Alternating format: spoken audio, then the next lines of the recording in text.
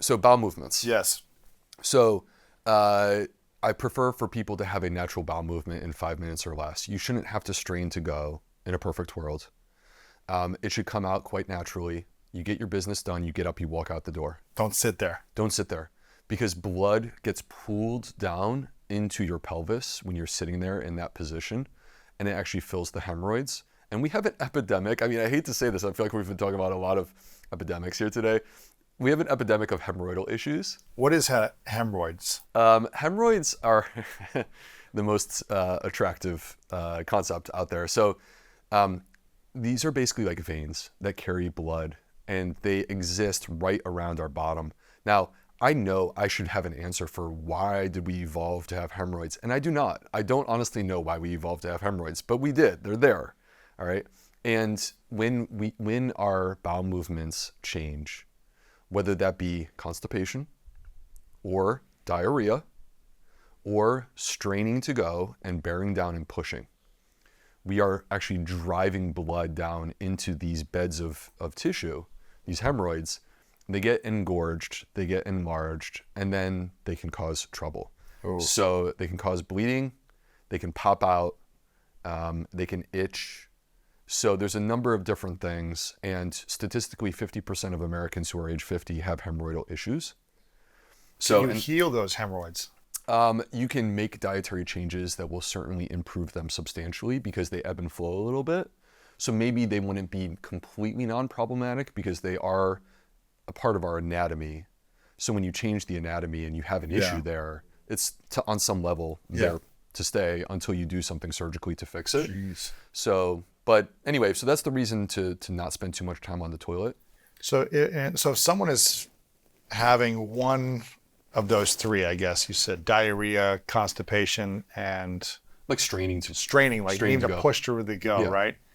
If they're experiencing that occasionally or frequently, what are the main causes of those three styles of unhealthy pooping? This is a huge conversation. I mean, like It might take a day to hold. Well, I have like courses that are multi-hour courses that I've taught on each of those topics. But if what we were to say, okay, let's bring it back to like, what is the thing you can do? And the answer is fiber. Fiber. Because the power of fiber, again, 95% of Americans are deficient in fiber. What's unique and special about fiber, one of its superpowers beyond feeding and fueling our gut microbiome to create short-chain fatty acids, is that it's the only thing that I'm aware of that can fix both diarrhea and constipation. Fiber. And bring it back to the middle. So it gives your stool form. It gives you that glorious, soft but formed bowel movement that we're striving towards. And when it's soft and formed, then it comes out a lot easier. You don't have to strain to go. So we are addressing all of the issues that you just described. So when you have hard poop, or I can see you blushing just a little. Or you have, I guess, I don't know what the word would be, like not continuous, or it's like just loose, where it comes out. Yeah. What does that mean? Does this mean you don't have fiber? If you have like really hard poop, or like it's not continuous. What we do know is this. It brings me back to a question that you asked earlier, which is how long should it take for us to poo? Yes. Right? If it's faster, that's typically associated with loose stool, like diarrhea, because you have faster transit because you're moving through. Yes. And when it's slower, that's associated with constipation. And both of these things are actually associated with changes in the microbiome. So the microbiome is a player for sure in our gut motility and whether or not we develop diarrhea or constipation. Okay? And we can actually do a simple at-home exercise to measure this and determine what our gut transit time is. And that is, so we at Zoe, this is actually a study that we published in one of the top gastroenterology journals on the planet called Gut. And basically what we did is we had people eat blue muffins. And these blue muffins, the food dye will show up in your poop. So you can see when it comes out. So you can see it when it comes out. How long? You time it. You time it, yes. And most people are like either they're pooping 24 hours later or 36 hours later or up to 48 hours later. And all that is normal. Okay. All that is normal. But if you see that blue in less than 18 hours, you got fast transit.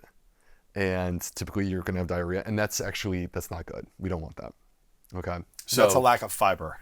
Many times that's a lack of fiber. Uh-huh. Or you may see very slow transit where it's coming out like more than 2 days later, right? And That's not good either. That's not good either. So all of these things are actually correlated, not just to our microbiome, because they are, but they're also correlated to metabolic parameters. Mm-hmm. So, like for example, there's this thing that we use as physicians to predict a person's risk of cardiovascular disease, like heart attack.